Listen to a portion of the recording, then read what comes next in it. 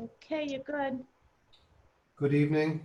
At this time, I'm going to call the school committee meeting to order. And the first item on the agenda is the school committee reorganization. So at this time, I would take nominations for the position of chair of the Sutton Public Schools School Committee.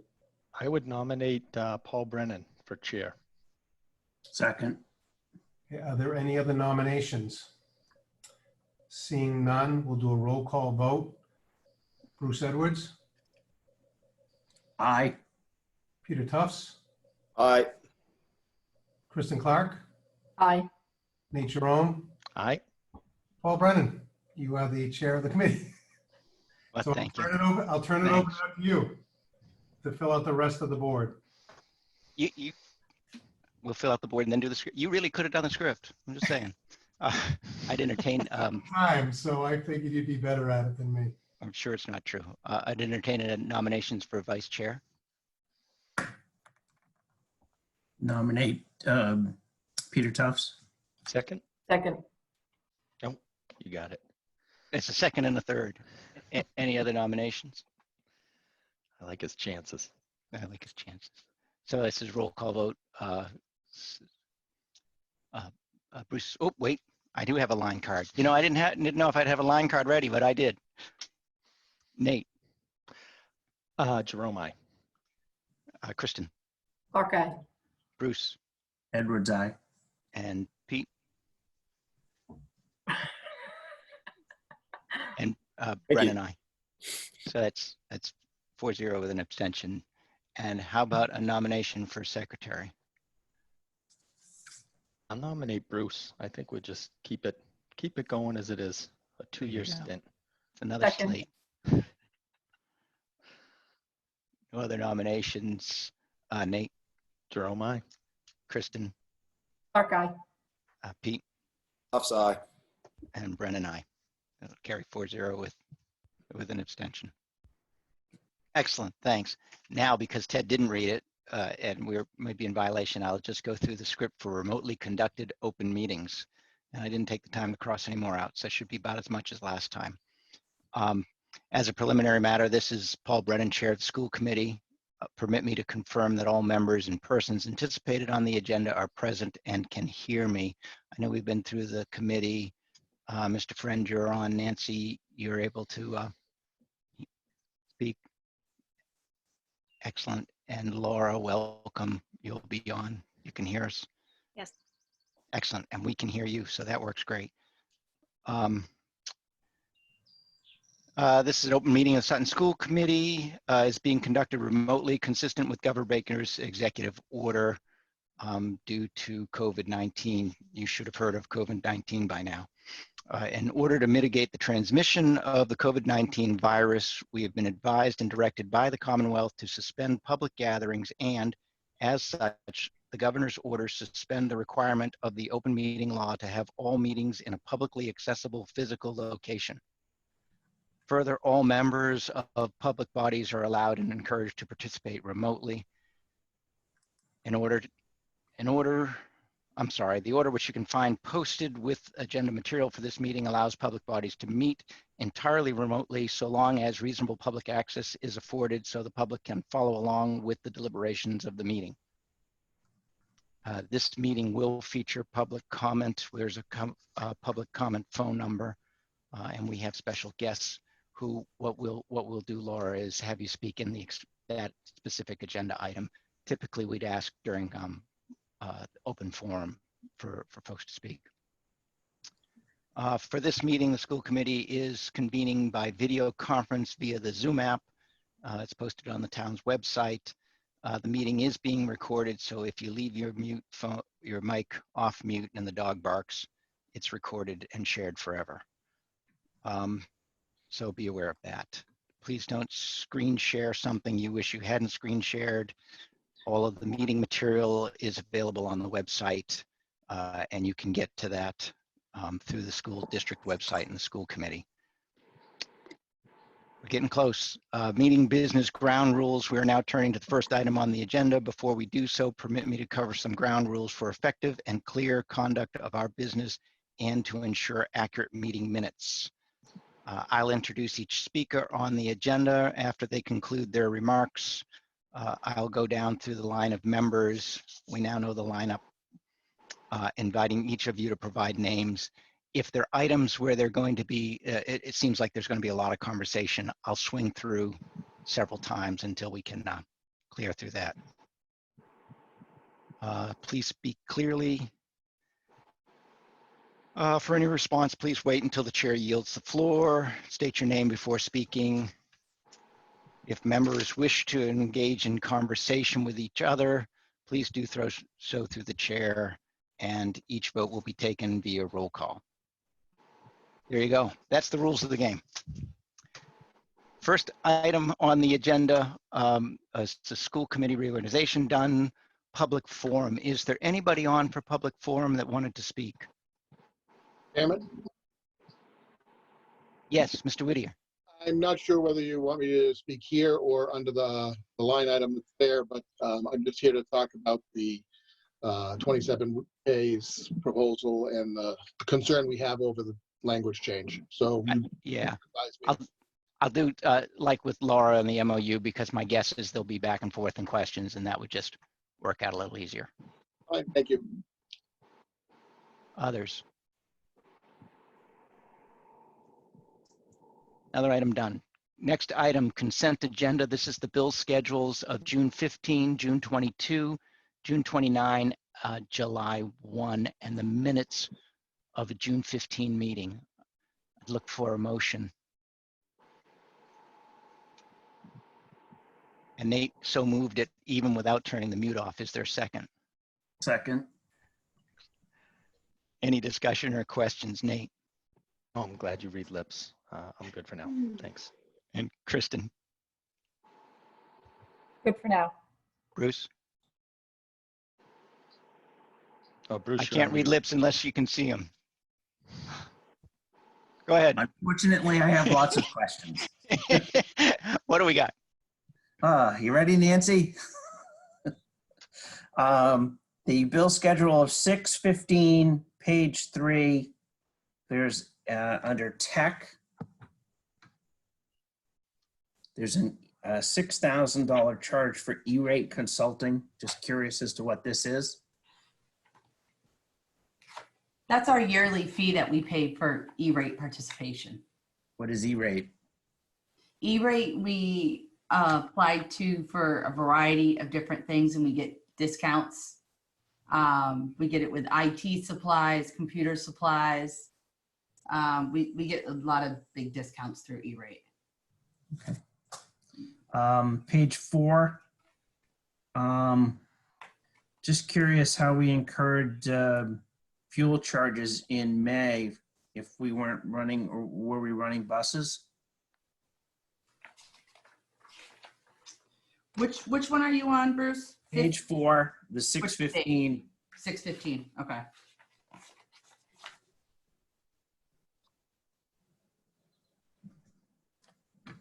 So that was for Roger's truck.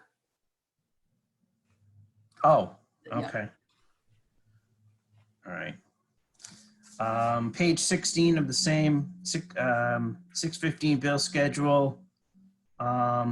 2625 under gifts and donations, American Foundation.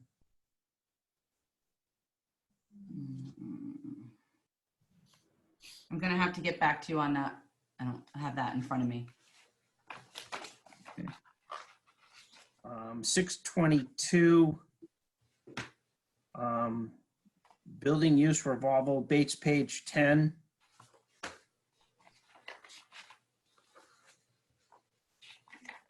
I'm just trying to understand what the ACH fees were. Those are the fees that we pay when parents pay online. We agreed to waive the fees, the 25-cent fee for each transaction that we take out of building use. Okay, so we would have been collecting fees for what? Credit card fees. Those are credit card fees that. What would people be paying credit card? What would people be paying? For Okay, correct. January, February, March. We still had school in January and February and beginning of Yes. March. But I mean, is this, I mean, what So were it they? could have been athletic fees, even though they're gonna owe us a credit, obviously, for the money that was returned All right. for March. So athletic fees or any field trips or anything that happened during then. All right, 629 bill schedule, Bates, page 3.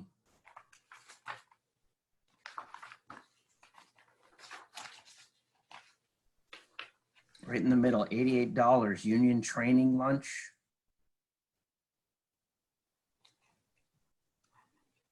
Union training lunch. That was our lunch, Bruce, when we met with the union leadership to do that, the joint training for Okay. Lois Mason ran. All right. 629, I don't have the Bates page, it's under high school. More curiosity than anything else. It was at the bottom, 563.20 for esports spring. So And esports still occurred online. So that was Okay. the fee for esports. Kids Okay. still participated. So- Through the high school, it was called Project Lead the Way. I don't know, I can get more information on the details behind it, unless Ted, you know a little more on that. So I don't know the specifics, but we're involved with Project Lead the Way. That's the organization that provides us the grants to run our engineering program. Okay. So that's what we need to pay to be part of Project Lead the Way. Thank you. Others? Pete? For me, thank you. Excellent. So there's a motion, no other discussions. I'll go to roll call vote for Nate, Jerome, aye. Kristen, Clark, aye. Bruce, Edwards, aye. Pete, Tufts, aye. and Paul Brennan, aye. So carries 5-0. Next item on the agenda, there isn't a motion anticipated. It's an update on the budget with Nancy, please. Okay, hello. So in your packet, you'll find the FY20 year-to-date budget. I think we might have jumped over one thing. Ted, Oh is my that what you, gosh. Thank you. Sorry, Laura, you looking at the agenda thinking, how did he do that? You see, and you had a chance at the beginning of the meeting to get somebody who could follow the agenda, but you all didn't, so. Sorry, false alarm. The next item is item 5 is the approve the private school.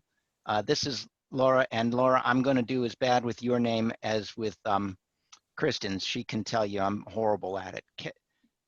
Katrigian? Catragini. Katragini, Yes. welcome. Thank you.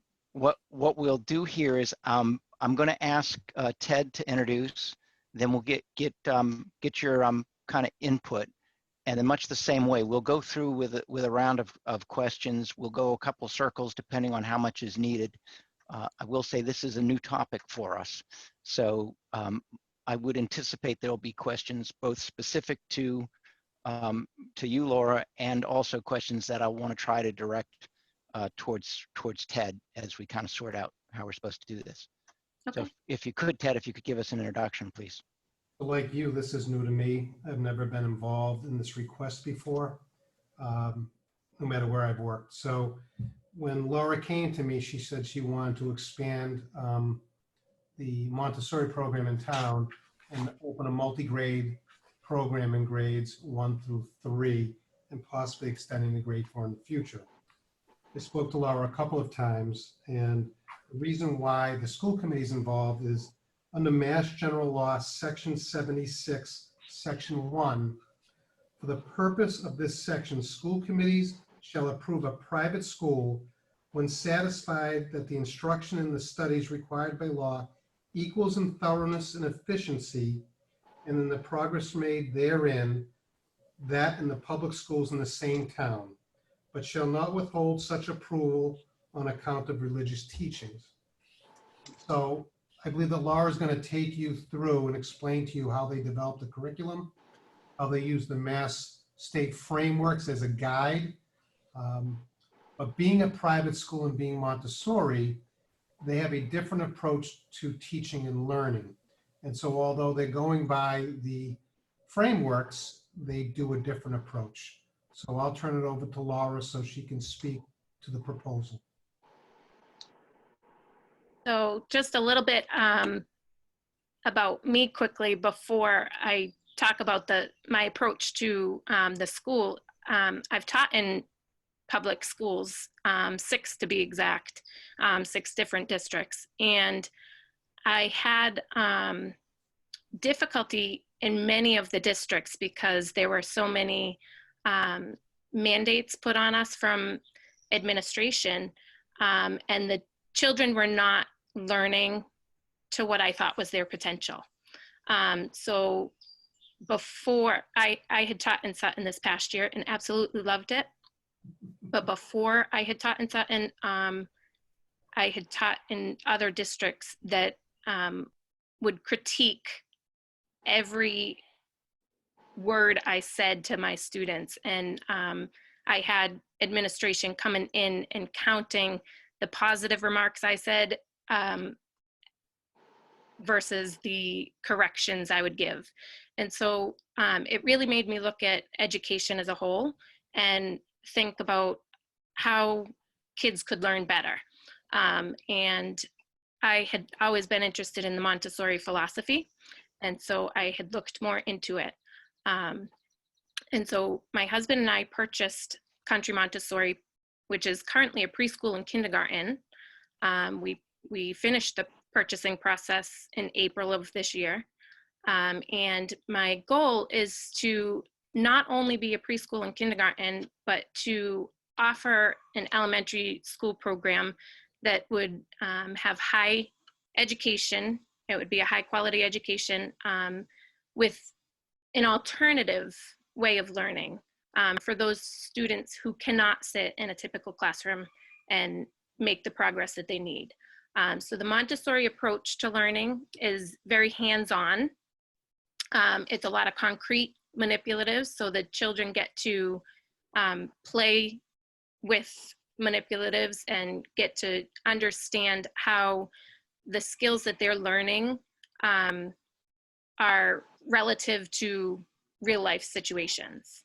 And so the teachers and I sat down to create a curriculum, and we started with the Common Core and the Mass State frameworks, and we looked at them for grades 1, 2, and 3, and came up with the common ground.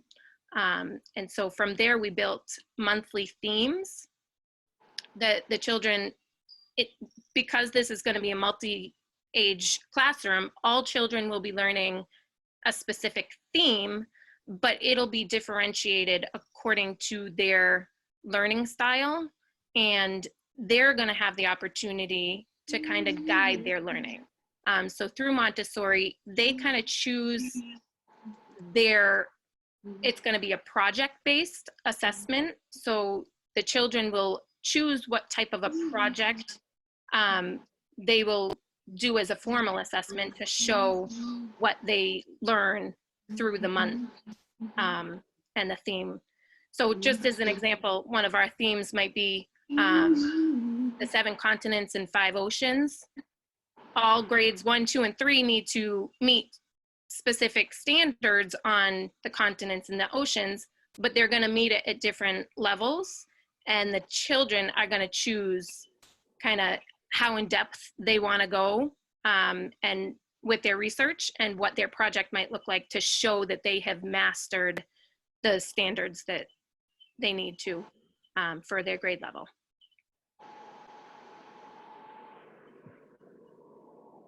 Excellent, excellent. Thanks. And I do think there are going to be a couple of different questions. One is really going to be sort of a why are we approving? What is the significance of our role in that space? And then I think there's also a series of questions around as we get through that. How do we assess and more questions around what you're doing? So I think what I'd like to do is, can we go through and see if I'm the only one wondering what we're doing in this space, and sort of work through those questions, and then we'll come back around again with everybody and talk about sort of the broader, this specific request. So with that, Nate, you're up. Yeah, so as Mr. Friend mentioned, this is somewhat new to us, and I can see in the very first page that you provided, thank you, that it does say it's part of Mass General Law and DESE. So I understand that piece. My concern is with school committee. I mean, our authority is somewhat limited. We do policy, budget, and hire the superintendent. So I would really look to the recommendation from either Mr. Friend or some of our principals for those grade levels that you're looking for. I think they would have a more appropriate view and understanding. So that's what I'd be looking for to assure with what we're trying to do here. So that's my thought. And Kristen.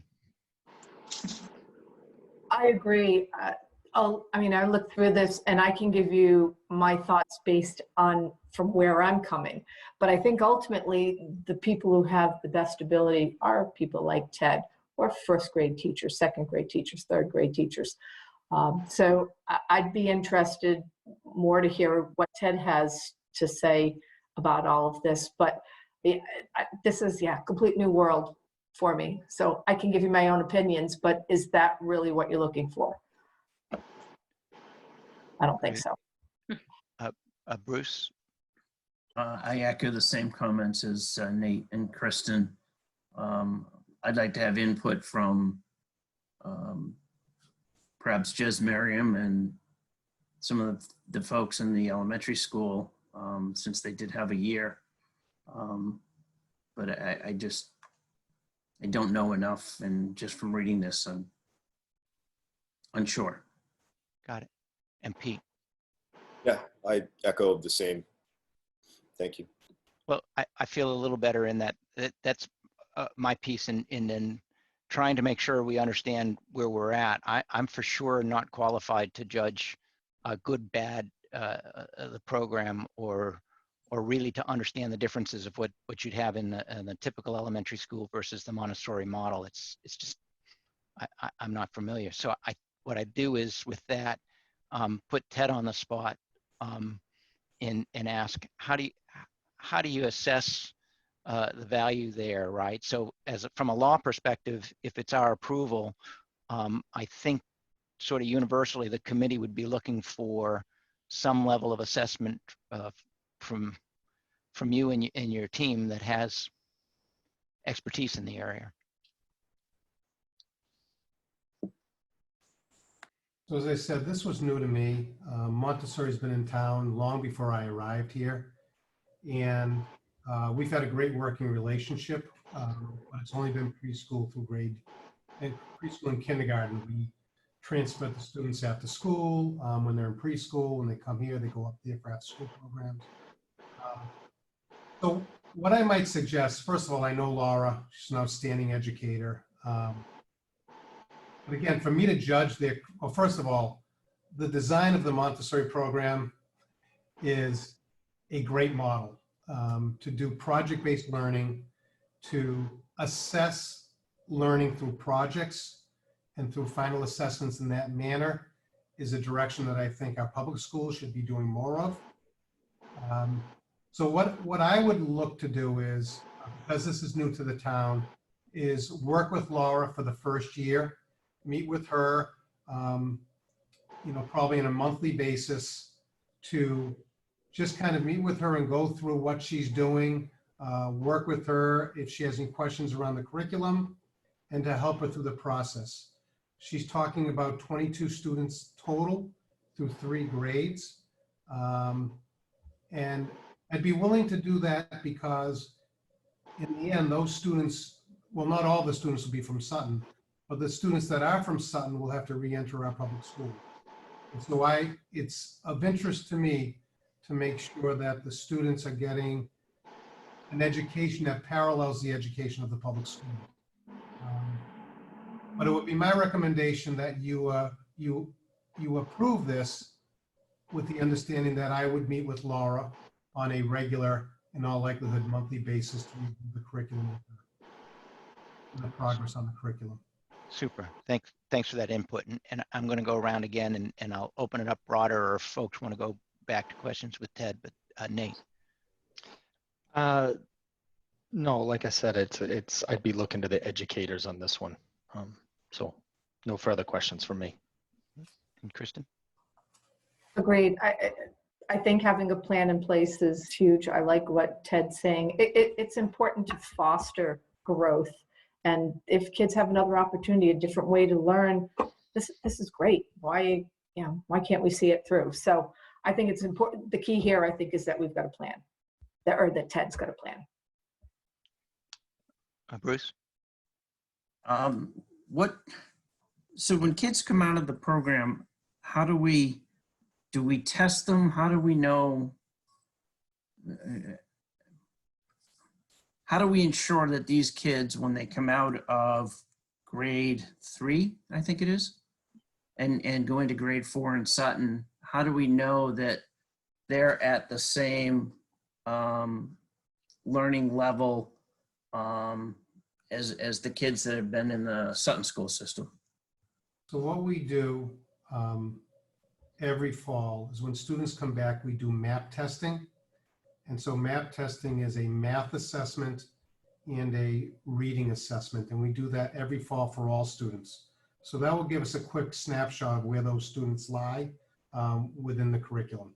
And then individual teachers will also do assessments to look at, when they get into when we teach science, social studies, teachers do pre and post tests. So that's another way to do it. But the map testing will give us a quick down and dirty assessment of where all students are. The map testing is a diagnostic test. And they take that 3 times a year. Correct. And they also would take, again, although I'm not sure we'll see an MCAS this year, but they would also take the MCAS test as well. Other questions, Bruce?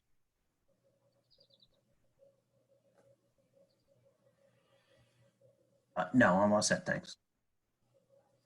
Good. And Pete?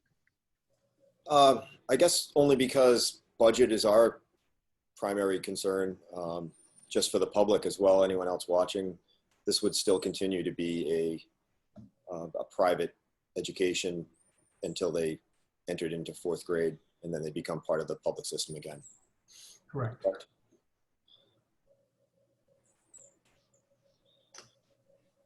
Yeah, it's sort of along those lines. I'm curious, in the Montessori model through 3rd grade, this is common. This isn't an expansion of the model that Montessori models used in these grades and other locations. Can you repeat that? Sorry, I wanted to make sure I understand, as I don't know anything about the Montessori model. It's used in other places in these same grades. This isn't a new expansion of the model itself. It goes all the way through 12th grade. Right. And for the kids going into 4th grade, is it typical that somebody who's been in Montessori in the younger grades goes to a public school, or are there private schools that you very often would see they move from there on? It could be either. I have worked in a variety of districts, and I had some students actually in Sutton as well. I had a lot of the students that went through Montessori school.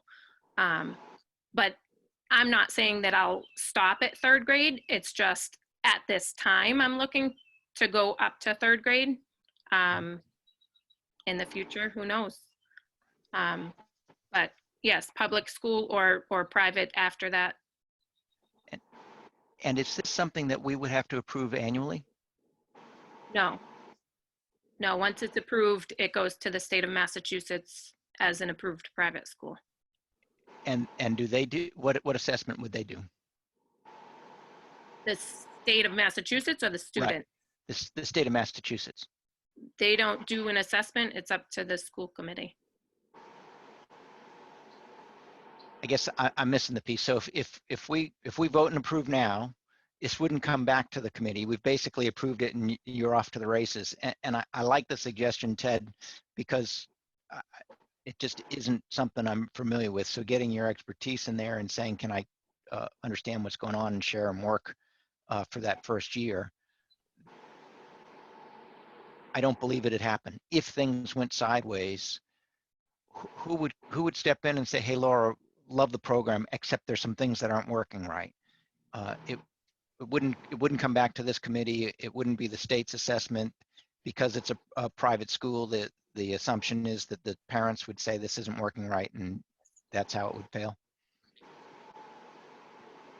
That is correct.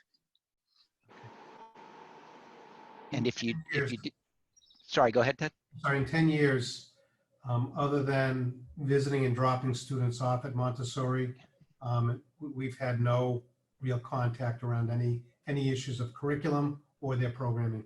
Yeah, I sort of the Grim Reaper. I ask these dark questions because I want to understand now rather than, you know, a month from now, but I don't anticipate we're ever getting there. The program has been, the school has been running since 1986. Right. So, It's for preschool kindergarten, I think. Yeah. Yep. Yeah. Bruce. Laura, is there a minimum number of kids you need in this program, or would you continue to run with the preschool program and the kindergarten program and just 1 or 2 kids in this? I currently have about 8 students that are interested if it happens. But I am willing to run with just a few students because the program is already self-sufficient with the classrooms that we have. It's just a dream of mine to add the elementary piece of it. That's only because of COVID and doing it remote for a while. That's No, that might have made the dream a little more reality sooner. Are there other questions from the committee? So roll call vote, Nate? Your study, Houston? Sorry, there's Sandy on Sandy's iPhone is not on mute. So we get Sandy every now and then. We're at a roll call vote. And Nate, you start us off. Well, Ted, you recommended, had you talked with Jess? I haven't talked to Jess. I've talked to Laura. And again, I will also talk to Jess Merriam and Denise Harrison as well. But I have not talked to them about this, no. I don't know, did you talk to them at all, Laura? Briefly, just knew about it just through a brief conversation, but that's it. And we also need a motion. We don't have a motion yet. Yeah. We don't have a motion? Thank No. you.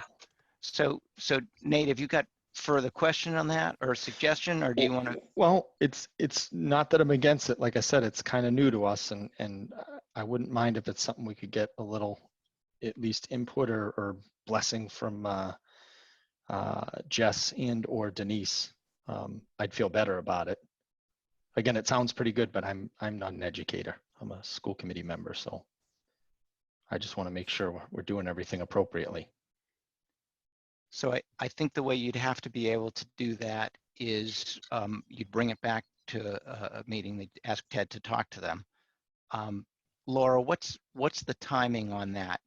We'll meet again 27th.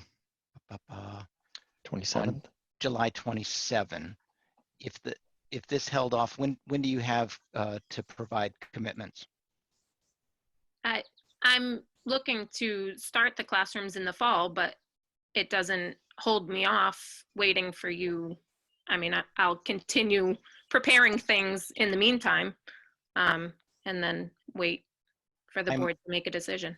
I'm trying to count votes as I go to the roll call, and so that's sort of what I'm asking there. And Nate's got that thinking face I don't disagree with, but if what you'd prefer to recommend is, can we send it out and get feedback from a principal, we could meet and vote on 27 if that's what you're leaning towards, Nate. That would be my approach. If the rest of the board's more comfortable, I won't hold them back. So I guess I would say silence is, that's where I'm going to head unless somebody wants to make a motion tonight. I'd like to just make one more comment. I know about schools that have started up like this, and most often you're not going to have a bunch of third graders jump out of the Sutton school system into a new program. The school will fill organically from kindergarten, preschool kids who want to continue in a Montessori program or parents want them to. So, and I'm not saying anything different than what Nate mentioned, but I just think that's an interesting way to look at it. I think we're always looking at our numbers in first, second, third grade, things like that. So these might be kids that potentially will not come to Sutton for those first couple of grades, but eventually they will if they're Sutton residents. So just a thought. I know I know of a man who went to a school that started up and he was a sophomore and there were no juniors and no seniors until the school was in existence for 4 years and then it filled out. So that's all I wanted to say. One other thought you might want to consider is that, the principals have to sign off on this. So what you could do is do what you want. We could have Laura, Denise, and Jess and I all meet to talk through this program because the sign off is with the principal and myself. But your vote is the first vote that has to take place. So if we approve, there's still a sign off with you, Jess, and Laura. Correct. Okay. Does that change? So this is going to get her review. Yes. So in that case, I'll make a motion. I'll second. I'm okay if it's getting reviewed after this. If we're not the only stop to going up to the state, I'm okay with that. Okay, so there's a motion to approve the Country Montessori as a private school as presented from Pete and second from Nate. Any other discussion? Bruce? Again, I mean, I don't want to vote on something without getting input from the principals. I mean, that's, Right. I'm basing my vote on absolutely nothing. I mean, the people that should have the input should be able to deliver it to us before we make a vote. If Laura can wait 2 weeks so that we can get that input, then I think that's the way we should be going. I'm really comfortable either way. Without Ted's endorsement, it would have been very difficult. We have the motion on the table, and again, we'll try to get us through that. If everybody's comfortable with either of those, and Laura, you're from a timing perspective, it's not hurting you. Then Ted, are you able to talk with Jess and get feedback and recommendations for us from both you and Jess? Sure. What I'll do is tomorrow we'll set up the meeting with Laura, with Denise and Jess. We'll do that this week. We'll have Laura come in and do a presentation for all of us in-house, 6 feet apart, socially distanced, and she can run through the curriculum, and I will follow up with the committee at the next meeting. Is that our final answer? Anybody else waving hands? Thank you. It's fine with me. Yep. Thanks, Laura. I appreciate your patience it's just a new experience for us, and we sort of want to make sure that when we're voting for something, we're doing justice and appropriate. So Understandable. hopefully you can sort of read where we're headed, and if Jess and Nate, or if Jess and Ted are in line, then that's good news. Thank you. Thanks, Laura. All right. Can I do the budget update now? That'd be all right? Nancy, can you recover this meeting for us? I'll try. All right, in your packet, you'll find the year-to-date budget as of July 7th. There's still postings that need to be made in Munis to close out the year, but at this point in time, I believe we'll be rolling over approximately $500,000. So when the closing is complete, I'll update you as to where we stand with all our necessary accounts. So unless anybody has any other questions on the FY20 budget, that's my update for that. Nate, any questions? I'll get them. No, not at this time.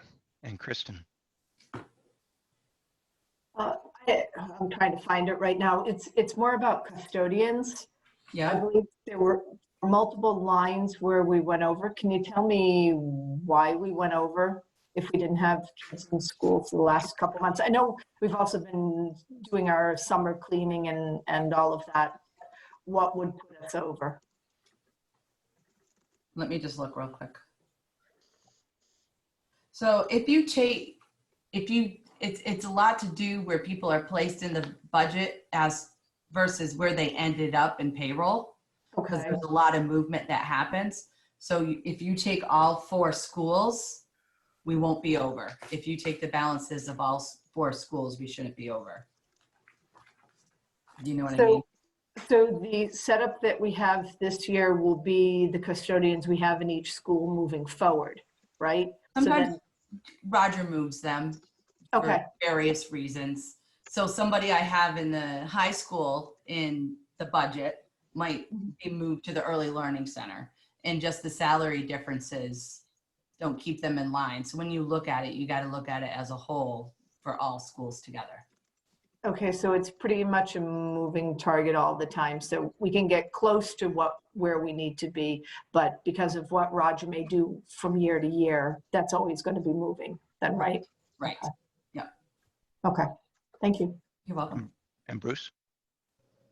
Yeah, on the bottom of page 5 and the top of page 6, are there typographical errors for salaries for those 2 principals?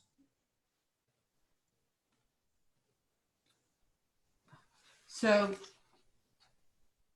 those salaries include the vice principal. So the vice principal for the middle and high school are included in there Okay. and split between both. Okay, and then one more question on page 6.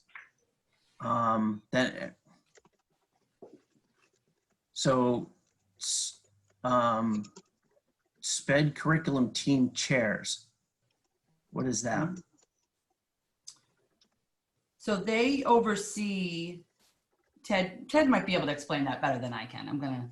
So team chairs, we have team chairs for the Early Learning Center Elementary, the middle and high school. They're responsible to run and organize all of the team meetings that we have in the district. They coordinate all the testing, all the meetings, coordination with parents, all of that work. So is this money on top of another salary? What money, I'm not understanding. So it says salaries. So- Teams. Okay, I understand what you're saying now. So the early learning center in the elementary school are the same person. So it's split. It's split Okay. out. And same thing with the middle and the high. Okay, all right, thank Yep. you. You're welcome. Others, Bruce? Good? Nope. And Pete? I'm good. Thank you. All set. Thanks, Nancy. One-time budget. This is the, you all got an email on this agenda item, the PPE purchase. Ted contacted me and indicating that there was PPE materials to purchase for the year, that it would come out of our budget. It wasn't in the budget yet, but they wanted to make the purchase, and the intent would be to recover that money from grants that are issued to the town. So I asked one for him to send an email. So you should all have gotten an email that there was a out of budget expense. He had warned me what its purpose was and how it would be paid eventually. And then I just asked to have it on the agenda so that when I forget 6 months from now and ask him what on earth that was all about, it'd be there. So that was the point. It's on as a motion, so it would be to approve the purchase that we were notified of. It has actually taken place. I'm not as concerned about the motion as making sure that it's in the minutes. Tim, would you join us? Can I ask a question if it's okay? So Yeah, this is a Ted, special meeting. Anybody can enter on this meeting. Ted, are these expenditures that I'm going to be applying either to FEMA or the CARES grant for reimbursement? so this is something that we're going to obviously coordinate with you. So it's going to either come out of those 2 pockets or a third pocket, the funding that we're going to be getting from the state that I'm going to talk about in a minute.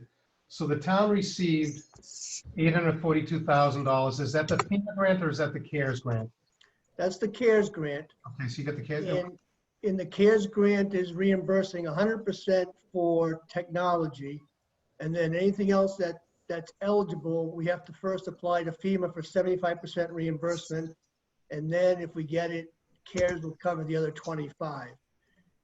Jim Smith and I received, through the chair of the Board of Selectmen, received approval from the state to deficit spend up to $110,000, which was the budget that we had put together for 2020 expenditures. So that's why I was asking if it was part of that 110, then I can pay those bills out of the separate account that's already been set up with approval from the state to deficit spend. I'm not exact. Oh, Nancy, why don't you answer that? I'm sorry.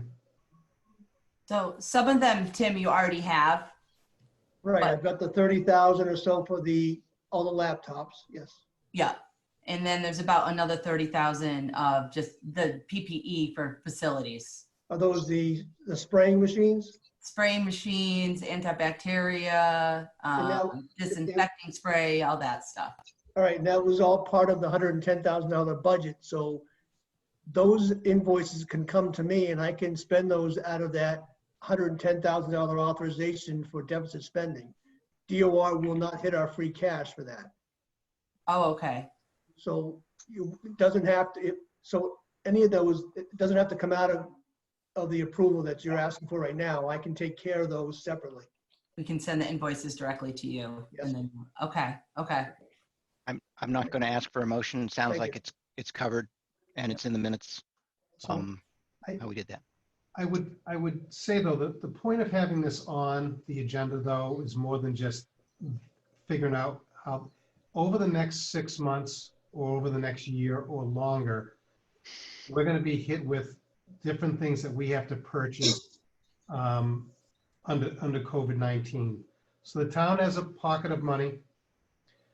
We are waiting on a grant from the state, not a grant, it's an entitlement grant that we're going to receive as a school district. And we don't know the parameters of that, but some of that money may also be used. We just have this small problem in the summer just to kind of figure out where to pull the money from and then backfill the money out of school choice or whatever, or what Tim just said. Yeah. It's coming so rapidly. We have to order the supplies immediately so that we're prepared to open the school. Right. No disagreement. And I think it worked out fairly well. There was notification. I got the phone call. Folks got the email, which sort of fits in line with policy. So my inclination would be to stick with that. And I will, Nancy, I'm coming right to you next. But I would, I think, recommend that if we're going to overspend the school committee budget, or we think there's a chance of that, that we follow through that policy, because I think it grants you that ability to move pretty quick. Nancy. Yeah, so there are other stuff that won't go through the town. Like I know the Early Learning Center, they're ordered like pockets for the back of the kindergarten chairs for them to have their own supplies and keep their supplies in for themselves. Like, so there's going to be miscellaneous stuff that the schools are going to need that we can't apply to the town. So, and hopefully we'll be able to use the grant that Ted was talking about. And Bruce. Tim, thank you for being online to help us out with that. Since we're on the topic of PPE and all, Ted, how do we sit supply-wise? Should we be back in school either full-time or part-time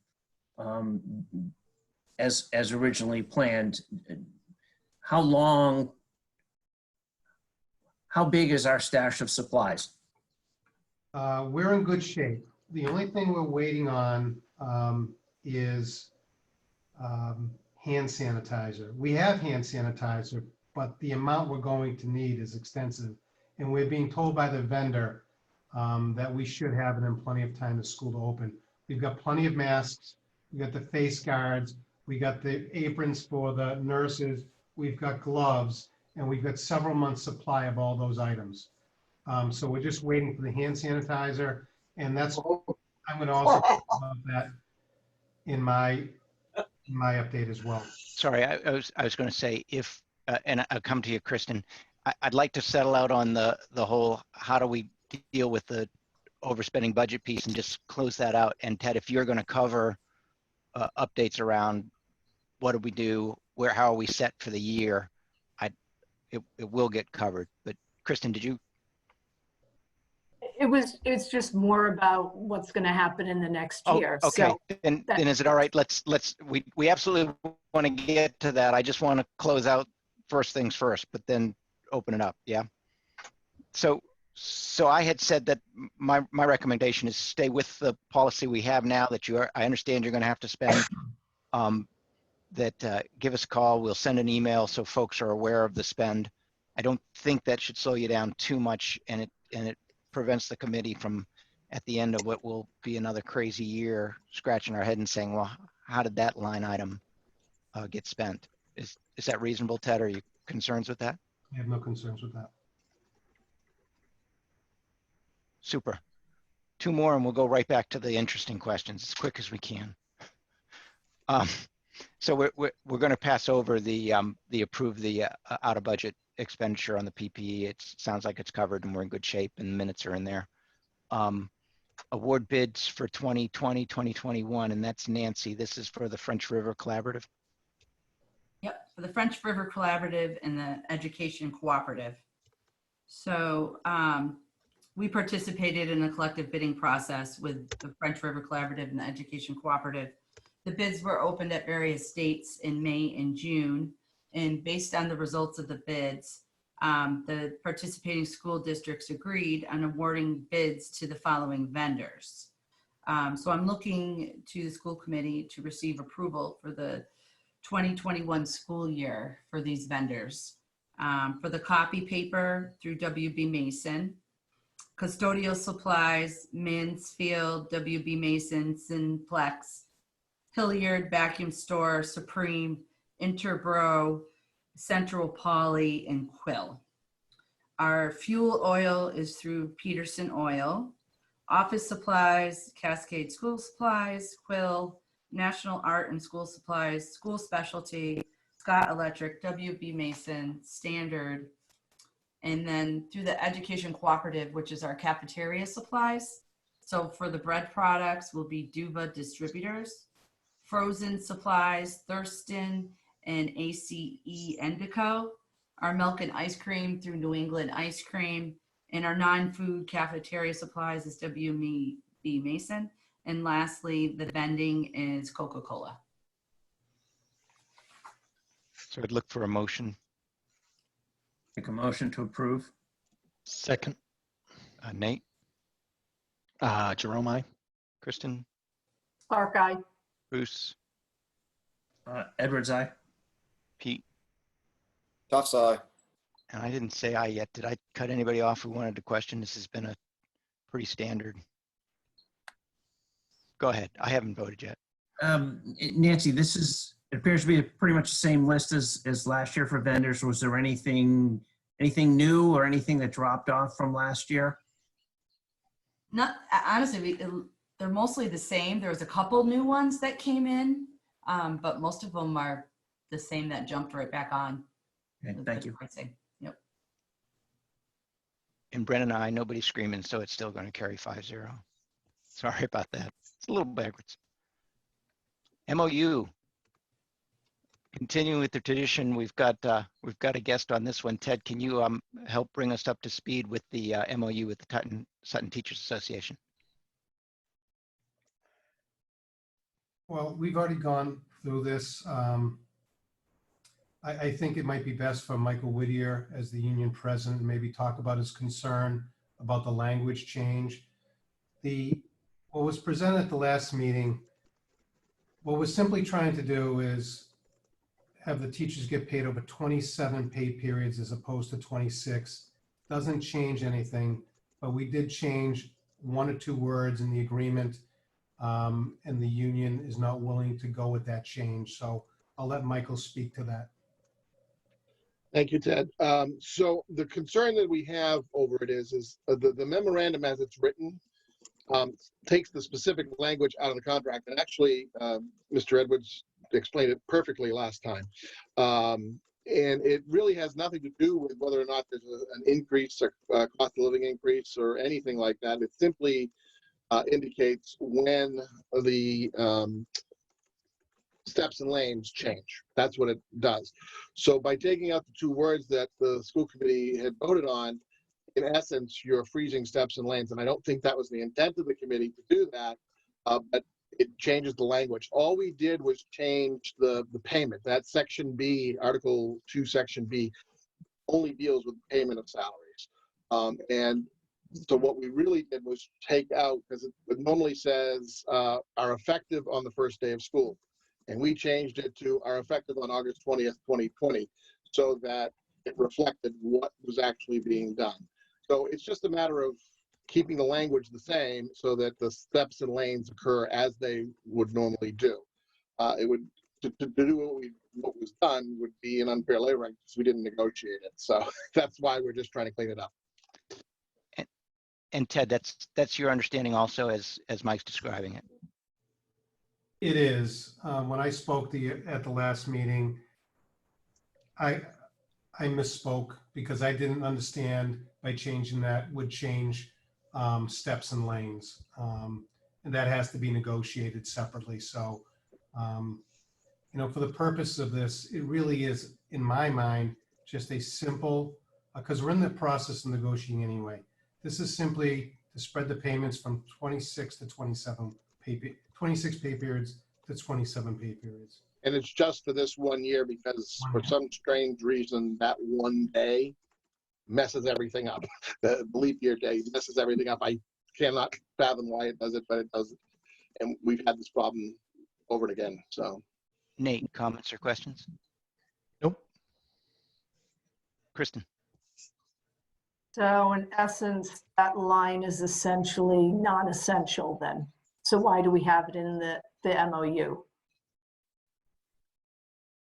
It's not that it's in the MOU, it's actually in the contract. The only thing Right, we changed- but is that's not something that is really part of the MOU. All that's part of the MOU is that we have 27 installments. So there should be no impact on the salary. So there's no impact on the salary increases. So why do we have that in this MOU? Because we were amending section 1, which says in the current contract, all members of the teacher's salary schedule will be paid on 26 installment salary increases are effective on the first day of school. Okay, so then all you need to put is the salary increase effectiveness will remain unchanged then, is what you're saying. Well, no, because we're actually getting paid on August 20th. So we just, the only thing we changed was where it says first day of school to August 20th, 2020, because that's the actual date that the payroll will come through. Because Okay, if you don't do that, then technically for that first week, then you would have to pay them last year's pay because you wouldn't have increased it. okay, so then you are changing. So what you're saying is you are changing those dates then. I'm just trying to make sense of if this is an MOU on the number of installments, or is it on the number of installments that end on the date that things actually happen? It's changing the number. It's adding an extra installment Right, before the year starts. So it is adding, yes, but it's also changing that date. okay. Because that's just, okay, I mean, that makes sense then, but so then it's truly an adjustment of the number of pay periods and the date. Right. And Bruce?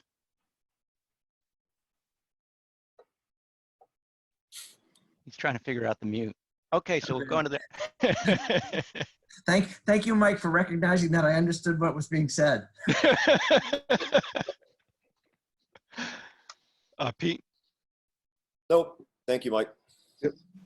Yeah, I'm also comfortable that I think that more importantly, the spirit of what's being pulled in there, Ted, the Teachers Association and the committee, I think have talked through pretty regularly. The intent on this is to make sure it meets the legal requirements that the pay starts whenever this year causes it to. We are simply saying the pay that everybody believed was going to occur, that was already agreed, is just getting spread out over an extra pay period. So I'm pretty comfortable. Any other questions, comments? Thank you. Can I have a motion, please? So moved. And a second? Second. There we go. I'm watching to see who's coming off of mute. Nate, Jerome, I. Kristen, Clark, aye. Bruce, Edwards, aye. and Pete. Tough side. I was quiet and doesn't say he's on mute, but it was an aye. Pete was aye, and Brennan aye. Carries 5-0. Thanks.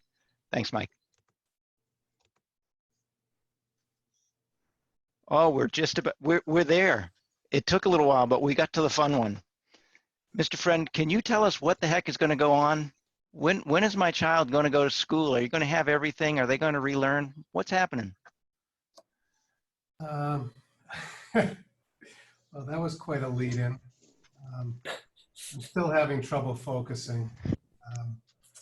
So let me just, I'm going to read through I'm going to read through my notes so I stay I stay focused.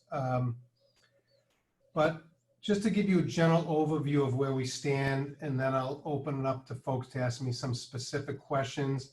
Some I may be able to answer, some I may not be able to answer. But we received general guidance on opening schools at the end of June. Each community must develop a plan that has 3 components. One plan is if all students return. A second plan is a hybrid model. And the third plan is a remote learning model. We also received guidance that ideally students and staff should be 6 feet apart, but students can be within 3 feet. So that's a significant change in the guidance. In our plan to bring all students back, we must demonstrate that we can indeed keep students at least 3 feet apart using all available space in our facility. Now, Roger and I have gone through the facility, and we feel confident that if we were to go in this direction, we could construct our school district in classroom space to have students 3 feet apart. And for larger classes, we could utilize the gymnasiums, the auditoriums, the libraries, and some other larger spaces. So technically, we could open up school space-wise, physical space-wise. The real question is, would that be safe to operate in that manner? The second model is a hybrid model that would limit the number of students who come to school on a daily basis. Now, there are different models that are being floated out there where students can, come every other day, they come 2 days, then the other students come 2 days. One group of students comes 1 week, and then another group of students the next week. So we're working on as well. And the remote plan that we have to, for next year, would have to resemble school. It would have to align with the curriculum that we run in a regular school. There would need to be grading, and we would need to run the regular curriculum. Last week, we had our first meeting with all the administrators and union officials to review the guidelines. We established schools' teams for planning the 3 models and the timelines for the plan to be finalized. Now, it's very important that each school, they have to develop their individual plans because obviously there's a very big difference what happens in preschool to grade 2 and what happens in the high school. These teams have various stakeholder groups involved, including parents, and in the high school, it also includes students. DESE does not want our plans until early August. And they also emphasized that they request that we do not make any final decisions on which plan to implement until we get further into August. So because it's such a moving target, they want to have plenty of time to be able to implement the program. But DESE clearly has its thumb on trying to get as many districts as possible to open schools with all students. On their wish list, I think they'd like students in school. And I think we all want students in school. I think everybody I'm looking at in this video would like our students in school, as long as we can prove it's safe for them to return, both for students and staff. We conducted an initial survey of families to establish a baseline. Let me just go back. I said earlier, we have secured just about all of our PPE for the first several months of the school year. We're waiting on the hand sanitizer. Roger is going to Home Depot to pick up plexiglass for OT, PT, speech, and other for our school psychologists so they can test students. Roger's working on that, but we're in pretty good shape with PPE at this time. We conducted a survey of families to get a baseline, just a baseline of where families are. We're also going to conduct a survey once the plan is developed so parents can look at the plan and make decisions that are best for their families. But the initial survey is interesting. Between the middle and high school, 90% of parents plan on sending the kids back to school. In the Early Learning Center elementary school, it's 89% plan on sending their kids back to school as long as it's safe to do so. And as far as taking the bus, it ranges from school anywhere from 60 to 65% of parents plan on transporting their children to school. And that's very important for us because they're going to limit the number of kids who can take the bus. And there's a possibility we could have some savings because we might not have quite as many bus routes in the fall because so many parents will transport their students. And so you can just imagine that for us as an administrative team, we're going to have to really think about how we get students in and out of the building with so many people transporting their own children into the building. However, there is so much unknown at this time, yet we're being asked to put together a plan with so much being unknown. And let me just provide a few examples for the community. We are going to receive a one-time grant of $225 per pupil, which is approximately $300,000 in COVID-related costs. I'm anticipating, I'm hoping that we're going to get the grant this week that outlines the guidelines. So obviously it's designed for COVID, but does this mean, so I'll give you an example. Let's say we use $70,000 just for supplies. We buy preschool kids their own individual packets of manipulatives and elementary students. We buy some technology with this money. But can we, if we want to open the facility to all students, could we hire some additional one-year IAs and split up one classroom and use two classrooms?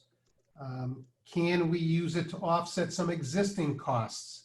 I would imagine, and I'm guessing that this is not going to, we're not going to be allowed to supplant our budget. I'm sorry, we're not going to be able to supplement our budget. Am I saying this right? Supplant versus supplement. In other words, I don't know if we can take some of this money and pay for existing staff. But that'll make a big difference in how we run our school next year. And can we move some of our supplies into this grant? So we need to find out how that shakes out. We still do not know our Chapter 70 number or our circuit breaker percentage number at this point. And I'm not sure when we're going to know that number. We don't know what the federal government will do based on the politicizing of public education. There was talk of a round of relief for states and local municipalities. I'm not sure where that stands, but that's still up in the air. We still do not know about fall. Hey. We still do not know about fall sports. We don't know about winter sports. We're not sure how we're going to handle band and chorus because we've been told we can't run band and chorus. How do we address staff that cannot return to the school district because of pre-existing health conditions? And we know. Sorry, Ted, Di, can you? Yep. Okay. Sorry, Ted, go ahead. And we do know that we will be providing remote learning for students that have health issues. We're all muted except for me, and I'm in my office all alone, just so you know. There's no one here with me. Well, this has been quite a night, hasn't it? With all that said, we are developing our plan over the next 3 weeks. We will be incorporating the grant funding once we know what we can use it for, and any other changes that come over the next several weeks. So that's just kind of a basic overview of where we are. There are a million other questions I'm sure you want to ask. I will do my best to answer anything I can. This is going to be a very bumpy ride over the next year, possibly 2. So at this point, if people have specific questions for me. Nate, you get to go first, but you have to unmute, otherwise we can't hear you. There's so many moving pieces to this. I don't have any questions right now. I appreciate the communications that you're providing, and I know this has been a lot to deal with for everyone involved, so I appreciate it. Thank you. And Kristen? Just as we move forward, are we going to have new policies then that we're putting in place related to the new way of doing business then? I'm assuming. I'm not sure. You know what? There are so many moving parts. I sit on the Zoom meetings every week with the Commissioner of Education. He went from being, I think, 48 years old to being 73 years old in 3 months. They haven't got to that point yet. They are just really focusing on how do we get the schools open. They haven't looked at policy, and they haven't talked about policy at this point. Okay, and then my next question, I know we had talked about having a health teacher for the earlier grades. This, I don't know, I just see this as a perfect opportunity to have one and to move one in there, because all of this teaching that goes along with this, I mean, you need somebody who's driving that too. So as we said at an earlier meeting, we did, because of the budget gap, and speaking with the principals and the chaos of the spring, we did remove that from the budget because we weren't ready to move forward with that proposal. Certainly it's something that we're going to have to look to bring back. I am concerned with the social emotional issues, and I'm hoping that with this $225 per pupil, that we could utilize some one-time funds to bring back someone like a Carol McMahon, who just retired but knows of all of our students, really through the entire school districts for the Early Learning Center, to help with that piece of something that people aren't talking enough about. But I think there's going to be a lot of work that's going to have to be done around social emotional issues in our school district next year and across the entire country. Agreed. Yeah, I mean, this is a huge conversation. It's kind of hard to do it this way, I think, because it's I don't know. There's a lot of moving pieces, as you said. So the more you can update us, the more frequently you can update us, the better. You know, I'm asking all of the meetings to be held in person. I think just about all the committees are meeting in person, socially distanced. We are going to be in our buildings next year. In the first meeting, I made sure that everybody had to wear their mask the entire time. I wanted everybody to understand what we're asking teachers and students to do. And so I ran that meeting for 2 hours wearing a mask. It's going to be a very interesting opening of school next year. But anyway, I digress. Thanks. And Bruce? Ted, what's DC going to do once they get the plans from every school district? You know, I'm not sure what DESI's going to do. This is what they're asking us to do. I'm not sure some of the rationale. I think they know you have to have a remote learning plan. So I guess they're just, my sense from the meetings is they're hoping and praying that a large percentage are able to come back with all students. I think the reality over the last 2 weeks is they're realizing that will be probably not a reality in most districts.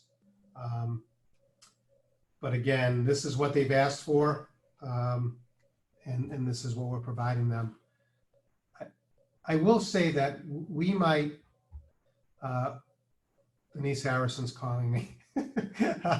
We might do a hybrid model where the lower grades come back full-time because we have the space and the upper grades don't.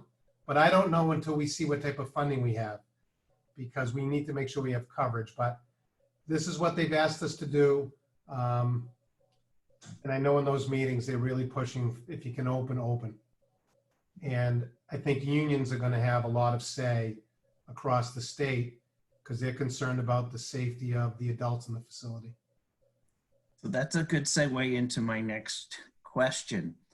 Do we need to meet in executive session to discuss that? I don't know if we can, I mean, if that's something that we can discuss in an open meeting, or do we need to discuss that in executive session? I'm going to address the union next. So I met with the union. We've just talked about in light of COVID-19, what does that mean for the contract? And the union's been very responsive and very collaborative in the process. They want to get school up and running as well, but they just want to do it in a safe way. So we have a small list of manageable items that we're going to have to do MOUs on for next year to open the schools. So in order to do that, my plan was to schedule a meeting with you and Paul Brennan, the members of the negotiation team first, and we can do that ourselves in the next, couple days or this week. And then we could also have an executive session just for the members here. And what we would do is just ask everybody to leave the meeting, the Zoom meeting at our next meeting. I can put it on the next agenda, have an executive session. Everybody will be asked to leave, and it'll just be the school committee and myself. Okay. And then one more question and a comment. And my other question is, on the surveys that came out, what was the response? You said for the high school and the middle school, it was 90%. Well, both schools essentially 88 to 90% saying kids coming back to school. What was the response rate? So if there are 400 plus kids in the high school, how many responses are we basing that 90% on? The response rate is amazing. That's the first thing I looked at. I couldn't believe it. So at the middle and high school, 307 respondents. And so think about all the multiple families. Early Learning Center Elementary, 281 responses. So it's a significant portion of the populace. But I would say that gives us a baseline. Once parents see the plan, there may be some parents that opt to do remote. And that would change potentially our decision on how to open up the school. So let's say that right now we have 10%, but that number goes to 20%.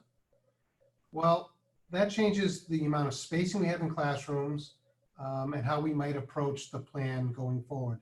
I think that's why the commissioner is saying, don't make any rash decisions now. Let's be thoughtful, develop your plans, resurvey the community, and then make a final decision. Okay.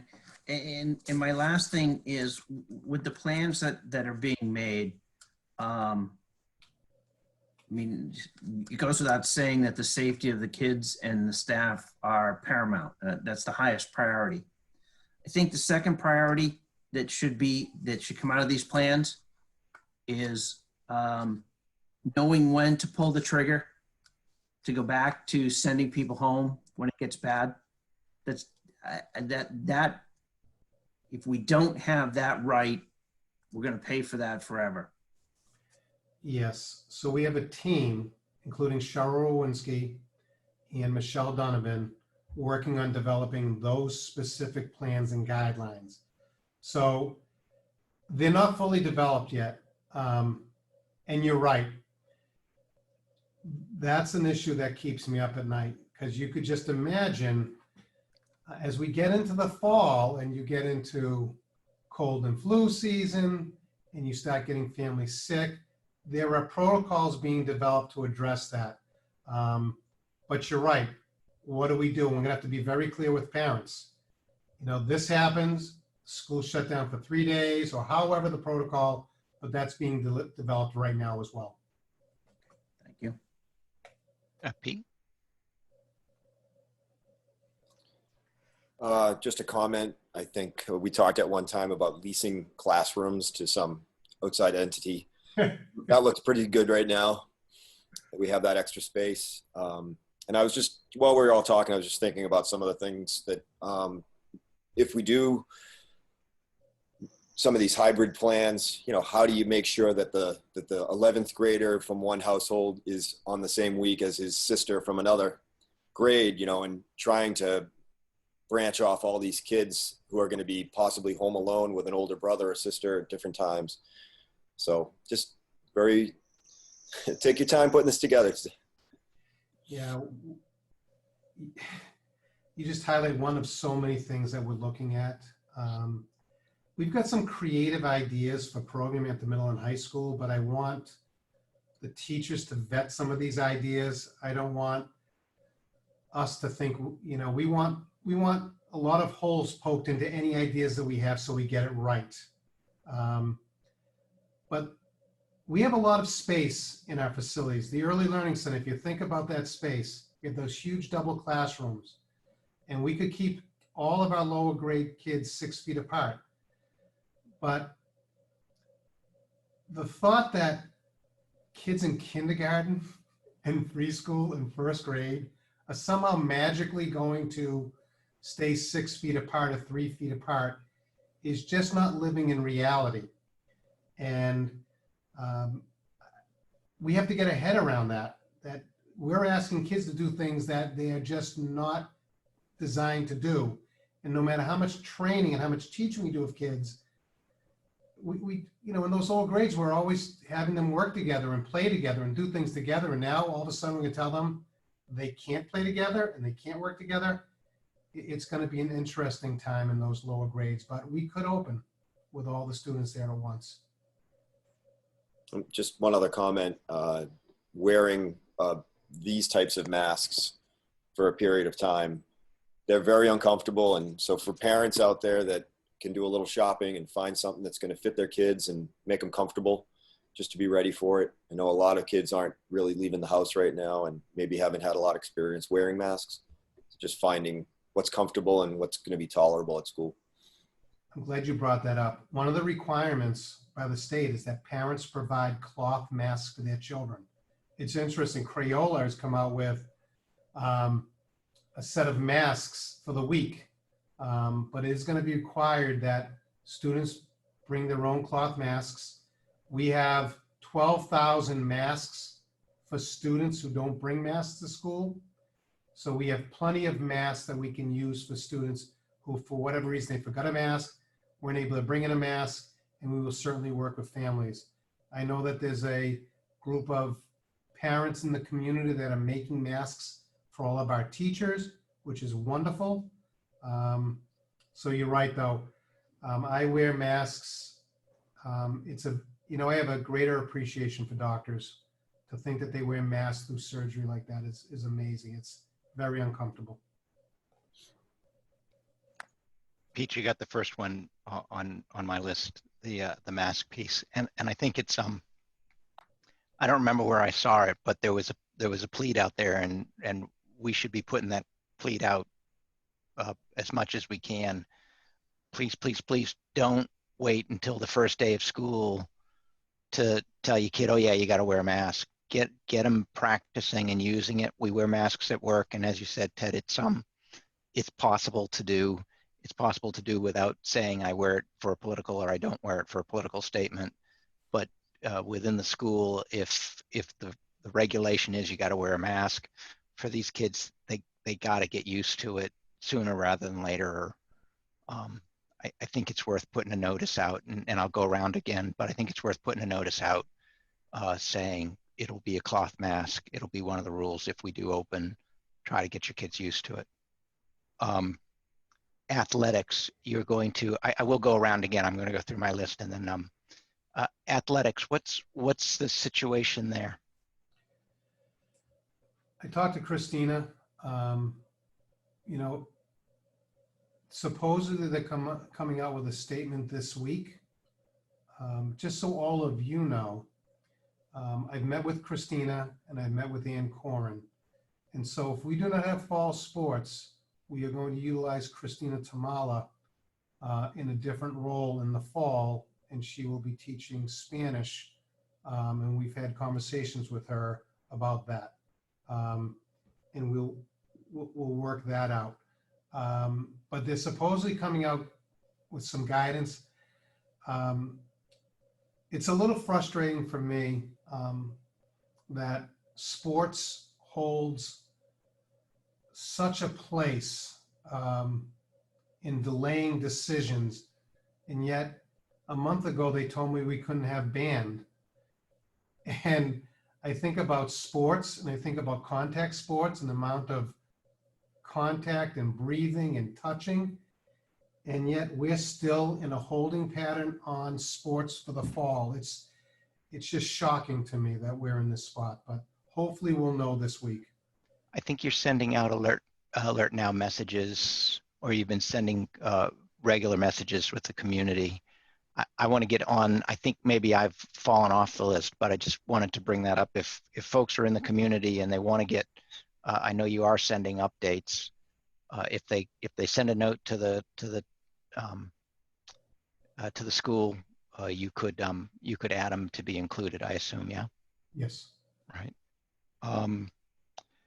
I have heard that when you do the 3 feet, you're also all the desks in one direction, no tables. Multiple students said it would, we'd go back to sort of the traditional looking classroom, all of the students in their individual desk facing the same direction. Is that just a vicious rumor I heard? Nope, that is 100% true. One thing we might do if policy, just I put a note, if there are policy impacts, maybe we put a request into MASC and see if they've started to collect up or making recommendations, or if they have any insights as to whether next year would have policy impact.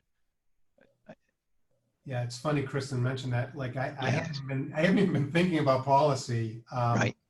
Because as she's saying that and you're talking, I'm thinking in my head, there's no way we're going to be hitting time on learning numbers. There's just no way that you could possibly expect to hit 990 hours of instruction when you're going, just think about how we're going to manage lunch.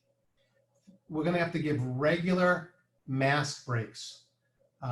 Entering and exiting the building is going to take much longer next year because we want to do it safely and we want to protect our children and our teachers. So again, I'm not sure how deep we're going to go into policy. I think we're just going to have to react to the plan. Well, I bring it up, and it was because, Kristen, when you had mentioned what are we doing policy-wise, and I do think that's something that MASC, where we've leveraged for policy, it would be interesting to at least give them a tickle and say, well, what are you all doing to help us where we need to? So I think it'd be worth sending a note. Maybe you and I can talk about in that space. I'm going to go just around again because I think we've had enough conversation. There may be others. I know, Kristen, you're second in line, so it's Nate. Anything? Nothing new. Thanks. There, you see, it was terrible. But Kristen, what do you got? I'm back. So I guess my biggest thing out of all of this is masks should not be a political statement. They're a health statement. They're keeping you healthy. They're keeping somebody else healthy. So that's the biggest thing we've got to get out there. People have got to get over a political statement. I won't say the word, but I mean, that's ridiculous. It's a matter of health. So that was it. We've talked about that. You know, are we going to have some students making political statements? It's unfortunate that we've politicized the public health issue, and that's really unfortunate. And Bruce? Is this new business or are we? We're going one more time, and we'll get new business in a moment. I got one of those too. And Pete? No, thank you, Ted, for the update. Appreciate it. Thanks, Ted. That's super. We're going to we talked about it. I have a commitment August 3rd, so I'm going to schedule meetings for in 2 weeks is 27, I think, of this month, and then the second week in August. So everything Ted's told us this week, expect it will have been rearranged, reshuffled, and changed, and he'll give us updates again. New business agenda items, action items. I wasn't quite. Nate, Kristen, Bruce. Oh, go ahead. Go ahead, Ted. Sorry. I was. Okay, let me just say that, just one other item. The August graduation has been canceled based on the survey. You know, at this point, after already having the parade and doing the drive up, it was so well received. Only about 50% of families were interested in having this ceremony. So they've canceled that for August. And they'll probably do something in the fall to recognize kids again in some way, shape, or form. That's all I have. Nate, Nothing right now. Thanks. Kristen. Just a question. I know normally this time of year we're getting together and actually having a little day powwow. Just wondering what we're thinking. How are we supplanting that this year? So the discussion was that we would do more frequent, keep up the 2 a month meetings like this. We did not put anything on the calendar for a full meeting. Is that do folks want to try to? I don't know how to, frankly, with things are changing so much, do much more other than keep checking in as the plan changes. But on that question, anyone else on the committee have thoughts? Or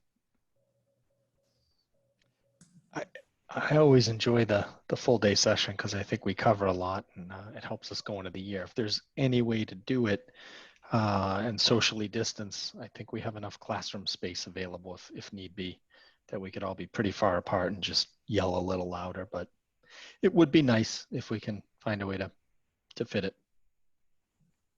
I They're echo not. the comments. Excellent.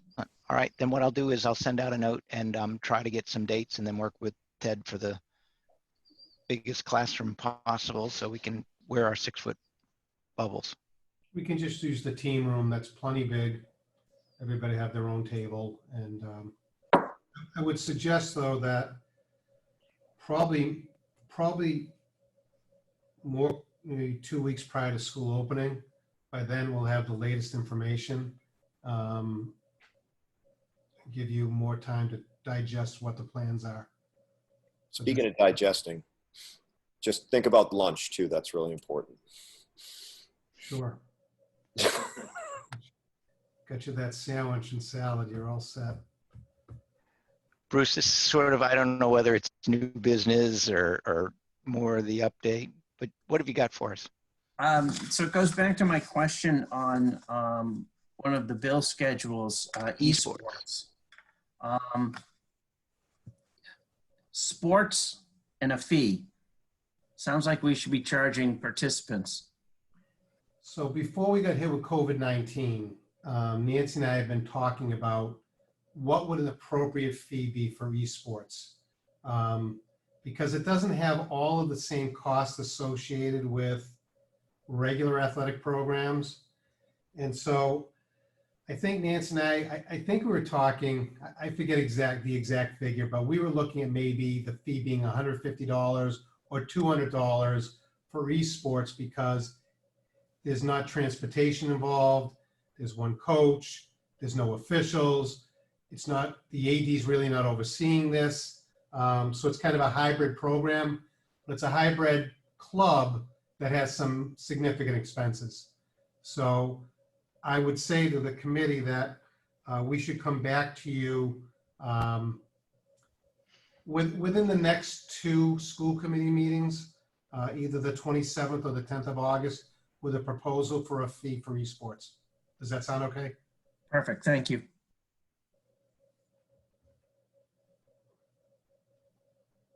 Pete, anything? No, I'm just mumbling to myself. Ted, did I cut you off? You got more? No.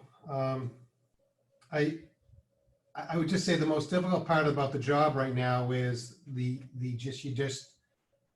feel like you want to do something, but you can't do anything until you have a plan and more information. it's just an unsettling feeling, I think, and it's not just me, it's everybody.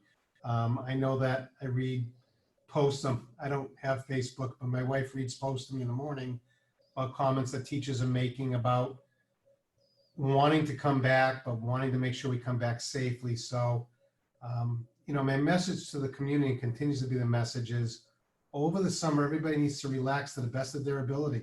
They need to save their energy for the fall, when everybody's going to need all the patience they can possibly muster, because it is going to be such a bumpy ride. It's ironic that Bruce pointed out the number 2 main concern: what happens when we start getting hit with a case? And we need to all be very patient as we move forward. One other thing, I've asked the teachers to really look at, we're going to probably have to condense our curriculum down a little bit as well. Just something to keep in mind if we're going to be shortening the day in many different ways. So I'll stop talking now. Thank you. I appreciate the work you all are doing, and as you say, not having a good sense of what direction you're going to go, as well as the teaching staff. I think that sometimes folks feel like, well, I just have to know the subject that I'm going to teach and I'll be set to go. And I'm sure there are a lot of teachers who are trying to figure out a great deal more that goes into that. And if I'm doing it with all of the students in chairs facing 3 feet apart, or if I'm doing it all remotely, or if I'm doing some sort of hybrid model, it changes everything you're doing for how you're going to do your job. And so I think all of the staff from the administration down, I appreciate that we're going to start the year and we don't know how yet. So that's. I know I said I would stop talking. I just, as you're talking, I thought of, so today I was out when we were delivering lunches. We delivered over 3,000 meals today. So that just gives you an indication.